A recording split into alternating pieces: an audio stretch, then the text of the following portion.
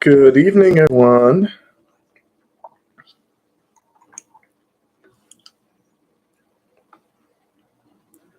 How's everybody doing?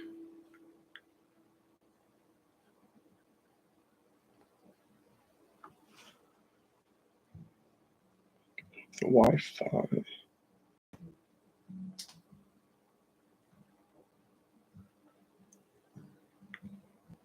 Nobody's talking, huh?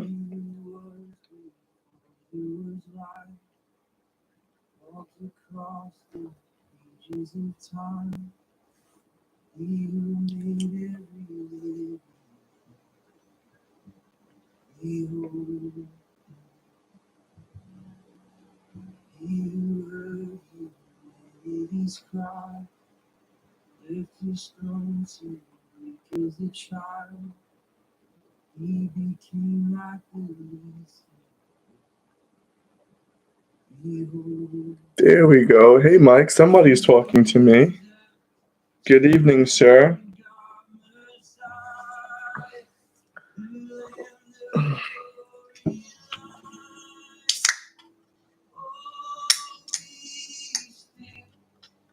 Hi, Jerry. How's it going? I'm doing good, Mike. I worked from home today. Part of the flexibility of what everybody looks like now, with having a little bit more flexibility. So I was able to work from home. Hi, Carrie. Hi, Yolanda. Um, Today, which is cool. I just had a couple of things I had to do.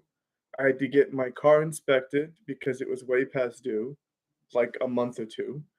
So I had to do that, and then my registration I had to get done. I when I say get done, I did it already. I had my new sticker, I had my new plates, but they were just sitting in my car, and like the new sticker wasn't on there. So I know I'm being dramatic, making it sound like it's a big deal. It's really not, but it's one of those things that I haven't done yet. Yes, Mike, I understand that. Hi, Pastor Riches. So it was good. It's cool, obviously, I'm over operations and supply chain, so I feel that I have to be in the office more just to be present and yada yada yada. But it's cool every now and then when I work from home because I've got stuff going on. Just that flexibility is good. So that was cool to be able to do that today.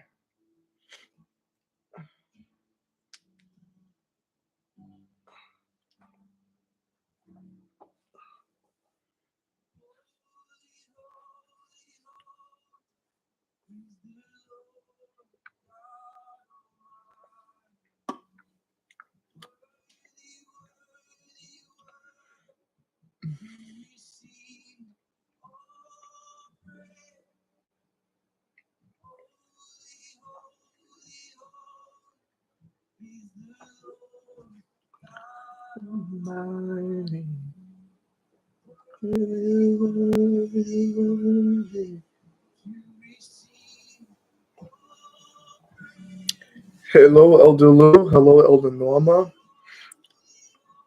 Hi, Elder Penny.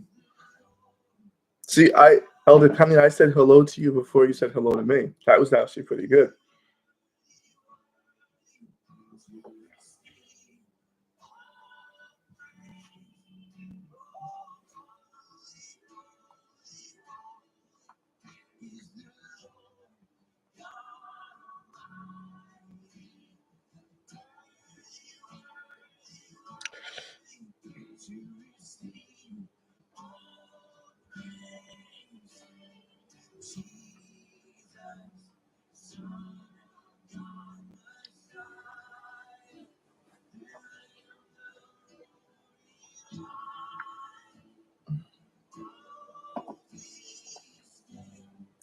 Does everybody have plans for this weekend? Besides being in church on Thursday and being in church on Sunday? Don't forget we have a fellowship service this Sunday. I gotta figure out what I'm gonna bring. I told Yolanda rice and a meat. I gotta figure out what though. It's a cool theme, Mexican. I just knocked the camera. I did. I did. Good. You see my RL shirt? Oh, you see what Carrie said? There's youth this Friday. I'm our empty neat. I don't know what that means, although.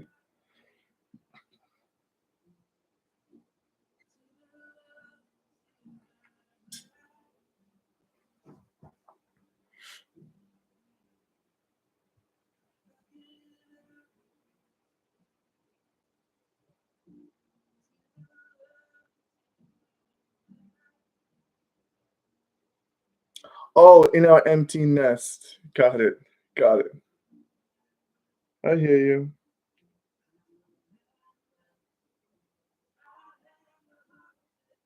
Hi, Jess. How'd you put that heart on there? You know, this I don't have a chat, so I don't know. Oh, I see. There's all these little things down here. I don't have a chat, so there's no way. I know you can put things. Oh, I see that. If I was to write something, it would say River of Life. Gotcha. Wait, now how do I get rid of this? Oh no. I want that gone. Ah,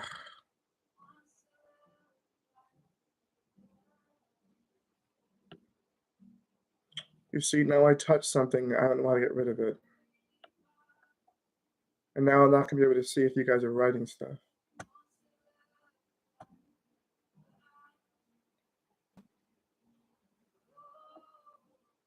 I'm in trouble with Mama. Uh-oh.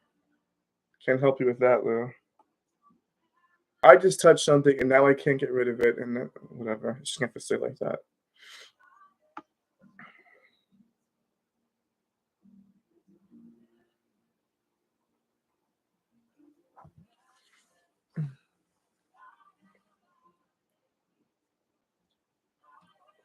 You guys know the deal. We'll wait a couple of minutes, everybody to jump on, and then we'll get right started. Okay, not nice. Wish I had a picnic, like the good old days. Yeah, I hear you, Jerry. I hear you. Is everybody off on Monday? I would think so.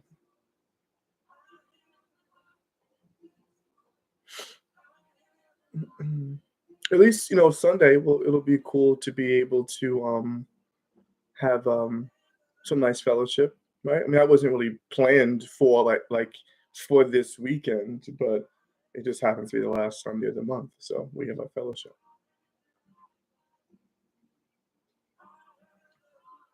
You know, I wish I could take this off.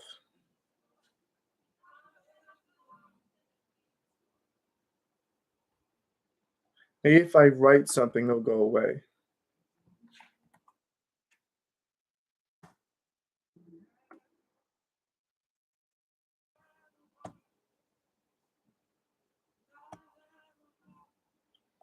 It's not even letting me write anything. I don't know what I did. Whatever. I'm not gonna worry about it. Okay. Look at this. It's Trin. Hey, Trin. Yeah. So Mike just told me try hitting escape on the keyboard. My friend, I feel like if I hit escape, this whole thing is gonna shut down. I'm not hitting anything. It's no biggie. It's just the comment thing is still there. But I can still read the comments. It's all right. It's all good.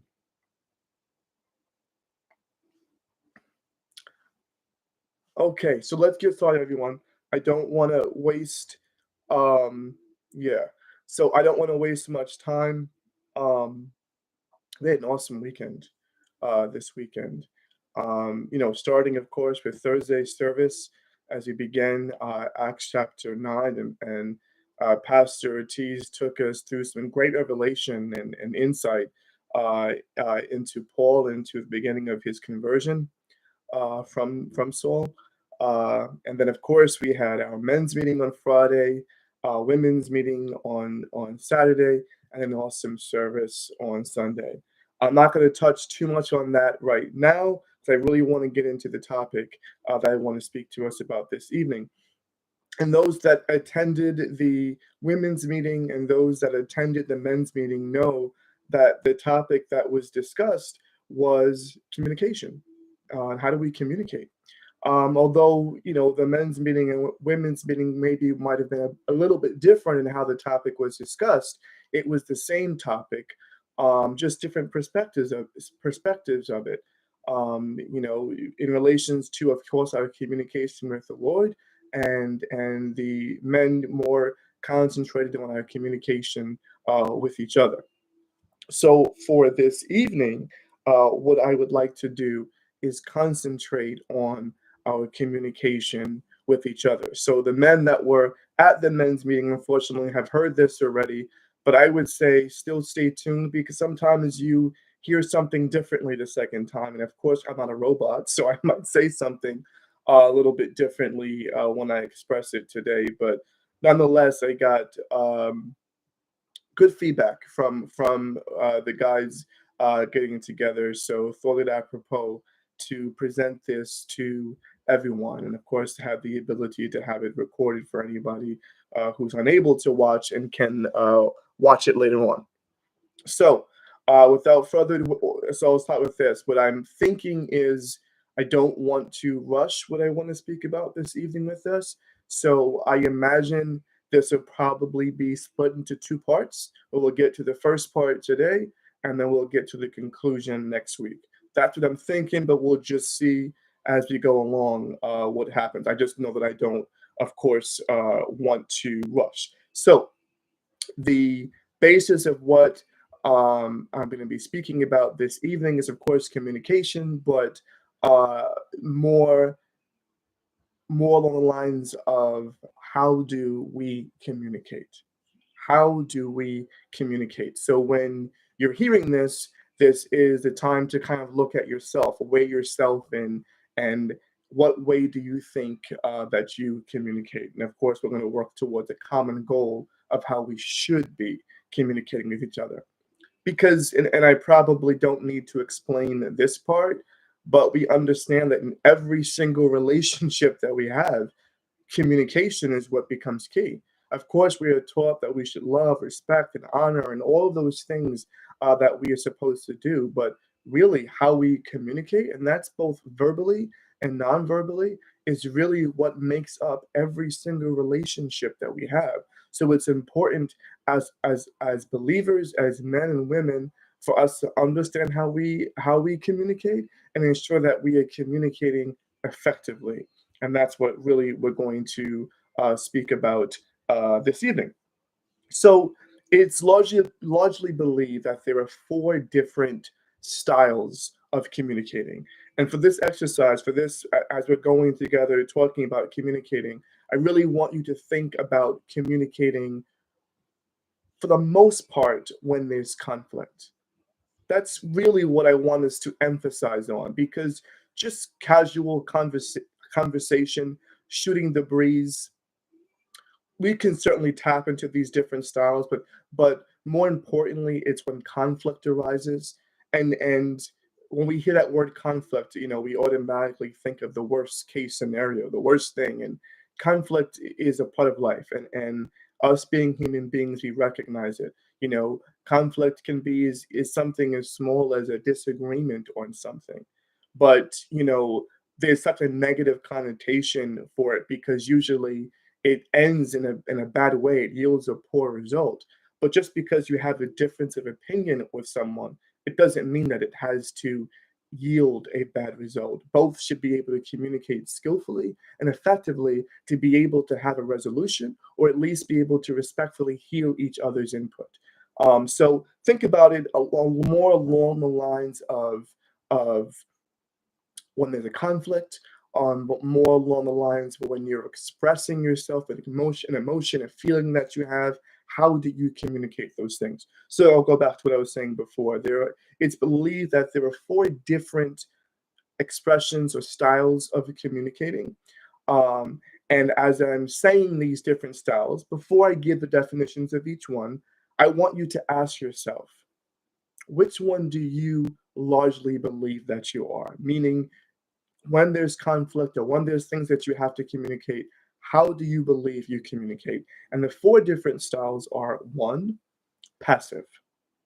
Again, I'll get the definitions a little bit later on, but just for now, your loose understanding, I want you to ask yourself, where do you see yourself here? First one is passive. The second one is aggressive. The third one is passive aggressive. And the fourth one is assertive. So I'll say it again, passive.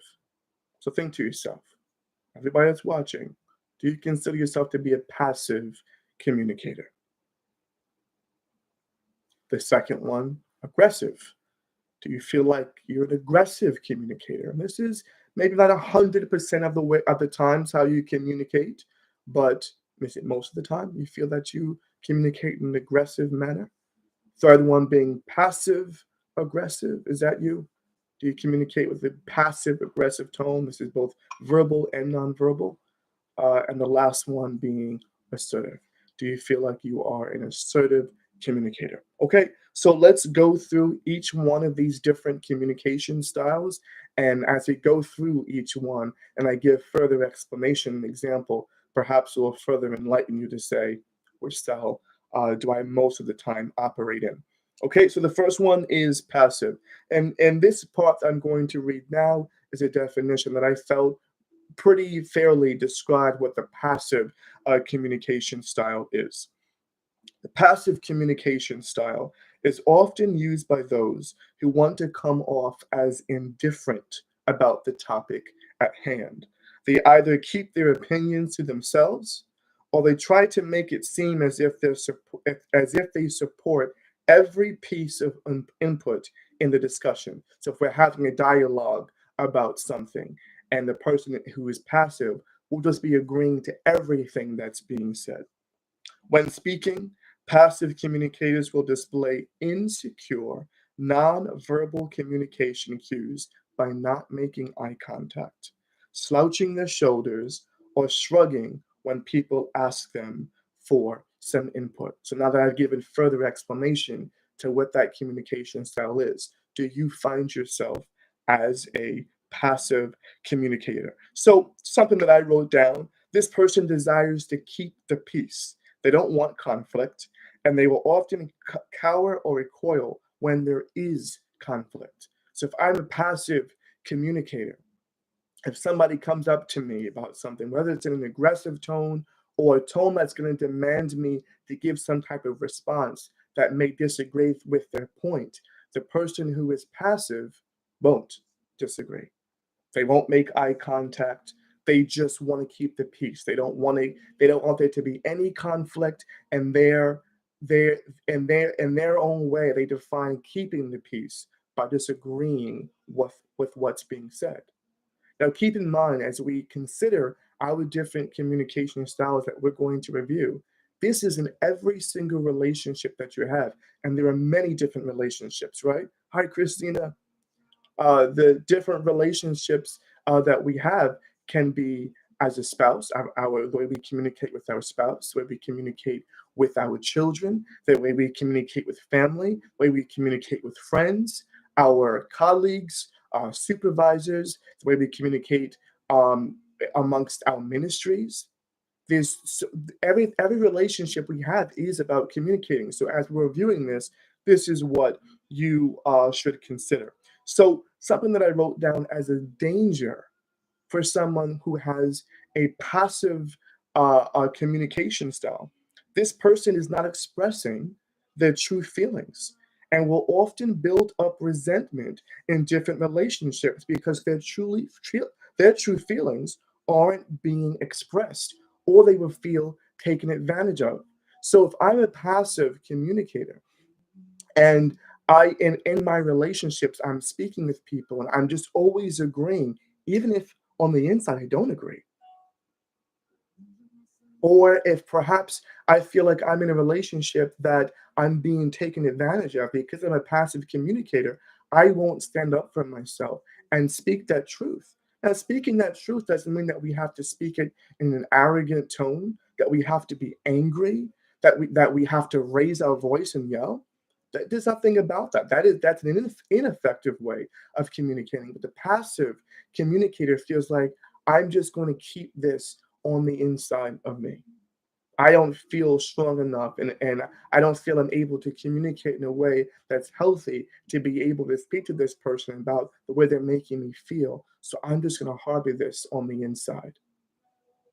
And one thing that we can all recognize to be true is we can hold things on the inside all we want. There's got to be some type of outlet.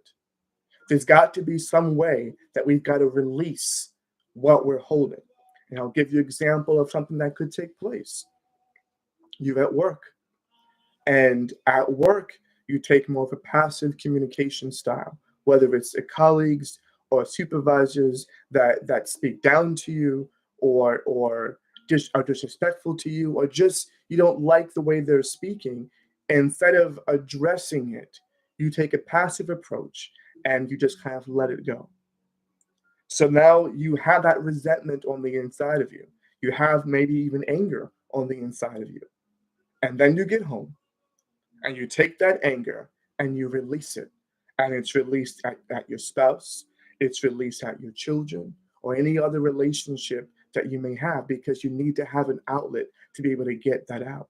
This is a danger, one of the dangers of communicating and that passive communication style, because we're not called to just receive everything and not be able to express ourselves in a skillful and effective manner.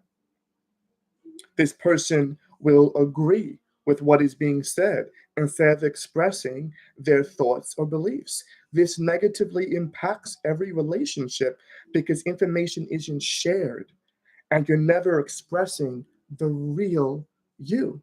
Now, I want us to think about something, and I mentioned this in the men's meeting.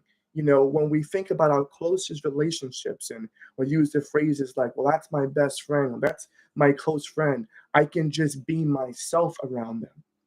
Isn't that what we all want to be? We want to be able to be comfortable. There are certain relationships that we have where we feel like we don't have to be anything. We can just relax. We can say what we feel, and we don't have to worry about being judged. We don't have to worry about being ridiculed. We don't have to worry about getting into an argument. It's those types of relationships that we prize because we're able to be the real us. Well, when you take a passive communication style, you're not expressing the real you with the people that your loved ones. If you take that style with your close people and your loved ones and your friends, they're not able to see the real you. See, you know who you are, you know what you really feel and what you really think, but you're not able to express with them who you really are. And you're doing a disservice not only to them, but you're also doing a disservice to yourself because you're constantly having to put on something that you're not. The passive communication style is an ineffective communication style and is not the way that we should communicate. I understand the feeling or the thought, well, I just want to keep the peace and I don't want to make waves. But we're going to learn as we go through this what the effective communication style is and how you can still be an effective communicator while also keeping peace and while still also being able to express yourself and being able to express your feelings. It's important for us all to be able to do that. We want to be able to show the real us. So, just something that I consider maybe a few of the root causes of where this could come from. Why would someone choose to have a passive communication style? And when I say choose it, by no means do I believe that you woke up one morning and said, I'm going to have the passive communication style. No, this isn't something that is that conscious. It's a behavior that can be learned, that we can operate in. And I wrote, this can stem from childhood trauma or a traumatic experience in relationships at work or even ministry that can result in you taking a passive seat. Perhaps in your childhood, your parents had an aggressive communication style. We'll get into that in a moment. And you didn't know how to respond to that. And of course, we are so impressionable when we are children. So you've learned that when somebody is being aggressive, it can come to you as being threatening. And you can have this feeling like your opinion doesn't really matter. And when you express your opinion, that the person on the receiving end is just going to attack you. So rather than being attacked, I will disagree with what everybody is saying. It's a learned behavior, a coping mechanism that you can have that you've picked up, and it's just become part of your routine. This is how you communicate. But again, I say, we're not experiencing the real you if this is a style that you choose to have. It's not just childhood trauma that could be experienced. This could be something that you experience in a relationship in your adulthood, whether it's a spouse or any past relationship, friend. It could be anything where you just were used to that person either shutting you up or just disagreeing with everything that you're saying, or not justifying how you felt, and you just didn't feel like it's worth expressing who you are. Can I say something? It can even happen in ministry. It's true. We are still family, and we're still flesh, and we're still human beings, and sometimes we can make mistakes in leadership and how we communicate. And that can perhaps cause you to feel like maybe in ministry, maybe in church, you have to take a passive communication style. Well, this isn't the style that you should be picking up. This is not how you should be expressing yourself. I say it again because we're not experiencing the real you, and you're having to hold everything that you're feeling inside, and your opinions and your emotions. You're having to hold that stuff, and you're holding and either releasing it, and it may be in an aggressive way to loved ones, or you're not releasing at all, and you're just holding these things and holding these things. And it's a horrible thing for you to harbor and to have on the inside of you. Okay, so do you guys understand? I hope, I'm like in my mind seeing, hoping to see you nod your heads that you understand the passive communication style. And as I've given this explanation of what it is, perhaps as you're listening, you're saying to yourself, yeah, that is me. I can see myself. Maybe it isn't 100% you, but you can see yourself maybe in certain relationships or in certain arenas. That's the communication style that you choose to have. And it's an ineffective one. It's not good. Okay. So let's talk about the aggressive communication style. Um, Remember the four that we're going over are passive, aggressive, passive aggressive, and assertive. So we just reviewed passive. Now we're going to speak about the aggressive communication style. This is a definition that I felt pretty accurately summed up what the aggressive communication style is. The aggressive communication style is emphasized by speaking in a loud and demanding voice, maintaining intense eye contact, and dominating or controlling others by blaming, intimidating, criticizing, threatening, or attacking them, among other traits. Aggressive communicators often issue commands, ask questions rudely, and fail to listen to others. But they can also be considered leaders and command respect from those around them. I'm going to read that one more time so you really understand this aggressive communication style. The aggressive communication style is emphasized by speaking in a loud and demanding voice, maintaining intense eye contact, and dominating or controlling others by blaming, intimidating, criticizing, threatening, or attacking them, among other traits. Aggressive communicators often issue commands, ask questions rudely, and fail to listen to others, but they can be considered leaders and command respect from those around them. So I think that we can all agree that an aggressive communication style is also an ineffective communication style. And we're one of two things. We've either experienced, or I guess it could be both. We've either experienced somebody who has an aggressive communication style, or we have an aggressive communication style, or both. We've experienced it, we've been on the receiving end of it, we've witnessed it, and you also find that that's a style that we can have at times as well. So I wrote down: an aggressive person or a communicator always feels they are right. They don't listen to the other party or consider that person's feelings or how their actions will make that person feel. They will threaten, and they'll use phrases like, because I said so, and demand their way. Ineffective. It is foolish for us, for anybody, to think that their way is always right, and that your position is to demand people to listen to you and to give responses like, because I said so, and I'm right and you're wrong, and this is the way it should be. This is not how we should be communicating, especially as believers, ones that move in love and move in grace. It is foolish for us to think that we are right in every single circumstance. It's foolish. Let's look at the scripture. Proverbs chapter 18 and verse 2. Proverbs 18 and verse 2. And I'll read from the Amplified.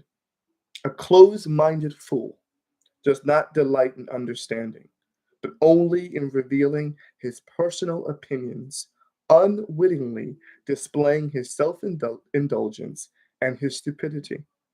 Proverbs chapter 15 and verse 4. Proverbs 15 and verse 4. A soothing tongue, speaking words that build up and encourage, is a tree of life. But perversive tongue, speaking words that overwhelm and depress, crushes the spirit. And this is what that aggressive communication style can do. It can literally crush. You can see the polar opposites of an aggressive communicator, of course, and someone who communicates in a passive way. They're both equally ineffective, but the aggressive communicator crush the person that they are communicating to. And if we're aware of our relationships and we're aware of how we're speaking to people, as you speak, as you communicate, watch the person, watch their countenance, watch how they're receiving what's being said. You can see your style of communication, what it is yielding, what result it is yielding. And I would hope none of us, but some people get off on being that aggressive communicator. They get off on watching somebody be crushed and watching somebody surrender what they feel to what that person is saying, because this aggressive communicator wants to always be right. I'm right. You're wrong. And I'm not going to listen to anything that you have to say. Now, this at times can be mistakenly defined as a type A personality. You've all heard that expression before, type A personality, and it's largely, I feel like most people want to have that type A personality. That person is very competitive. They usually are seated in a leadership role. They have very strong personalities, and it can be a character trait of a type A personality can be an aggressive communicator, but it's not synonymous. An aggressive communicator does not have to be a type A personality, but it can be a character trait of it. But we need to understand, being an aggressive communicator is not a good skill. That's not something that we should aim for. And sometimes what can happen is somebody can go from being a passive communicator, because that's how they were when they were a child, that was their upbringing. And as they become older, in their minds, I need to find my voice, and they find their voice, and then they become very, very opinionated. And it's like all that stuff that they were holding on to and harboring when they were young, and when they were mute, and they felt like they couldn't say anything. Then they go right to the polar opposite, and they just begin being very, very aggressive. And you went from one wrong way, one extreme, right to the other extreme. And they're both ineffective.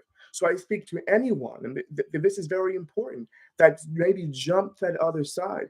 I need to correct you and make you aware that I understand what you may have gone through in your childhood or in past relationships, but you felt like I was passive and I was taken advantage of, and now I need to stand on my own 2 feet and be a man and be a woman, and I'm going to be aggressive. I have to tell you, that is the wrong way to go. That is not the communication style that you need to have, because in most cases, you had a passive style. In most cases, you had a passive style because somebody was being aggressive to you. So it doesn't make sense for you now to take on that type of communication style with other people in your life. Just hope that that's very clearly understood. Again, an aggressive communicator should never be seen as something that is positive. There are examples of aggressive communicators: an aggressive manager, parent. We can be aggressive in ministry.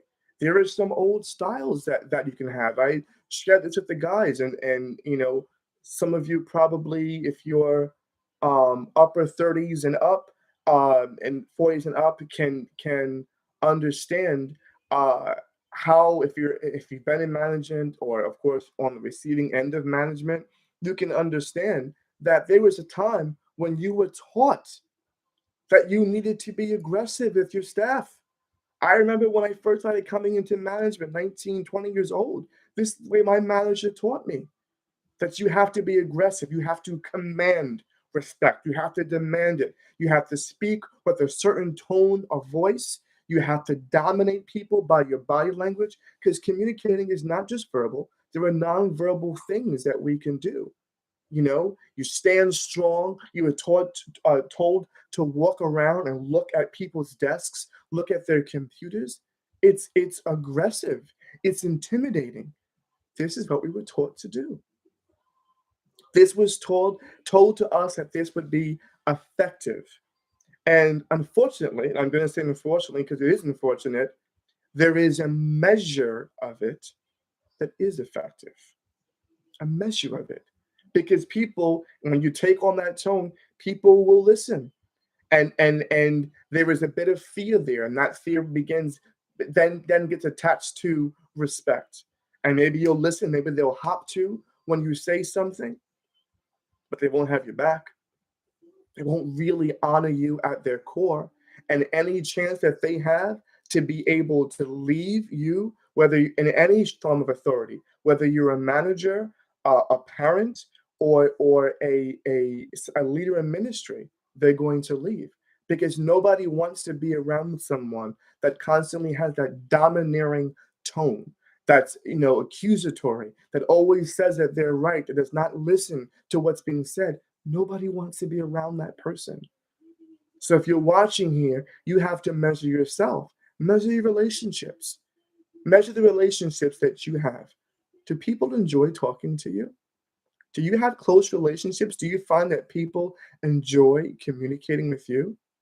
If they don't, you have to ask yourself, why is that? Can my style of communicating be aggressive? I talk too much about myself and what I know and what I think, and not be considering others. It's important for us to recognize this even as parents. As parents, of course, you are to raise your children in love and to respect. Your children must respect you, and they need to see you as your authority. And yes, there is discipline that's necessary. So at times in discipline, there may be a need to raise your voice. Completely understood. And at a certain time in that child's life, they need to understand that you are the boss and that what you say so goes. And there's a time where they don't need to be questioning. So I understand all of those things. But you also, as parents, need to be wise. And even in that, understand you're not always right. As difficult as that may be to really be able to swallow, you're not always right. Sometimes, although it may be rare, your child may know what they're speaking about. And a wise parent is able to listen to that. Again, I completely understand it's necessary to discipline, but not to the point of which everything is always aggressive. Your voice is always elevated when you're speaking to your children. Can I tell you what happens when you do that? You may think that it produces something, it yields something. I have a responsibility to do that. Can I tell you, when your voice is always raised and you're always yelling, that is the only tone that your kids will hear. That's it. It doesn't sound to them like you're raising your voice. That's just your tone. And it just becomes, that's just the way my mom speaks. That's just the way my dad speaks. In that aggressive manner. It's not going to change anything. And to the best of their ability, and they can, they're going to want to distance themselves from that. And of course, as parents, this is not what we want to happen. And it's the same thing that we have to consider. Those of us, okay, I'm aware of the time, and I'm winding down. Those of us who are in ministry, it's something that we have to be aware of as well. Yes, we are called to lead, but we are not called to be aggressive. Everything is not about a rebuke. Everything is not about a correction. Everything is not about demanding things from people. Our responsibility is to serve. And yes, we do so with wisdom. We do so with love. Yes, there's a time for correction. Absolutely, there is. But as leaders, we are called to listen. Just because we have a title, it does not mean that we are always correct. We are to be prayerful. We are to minister in love.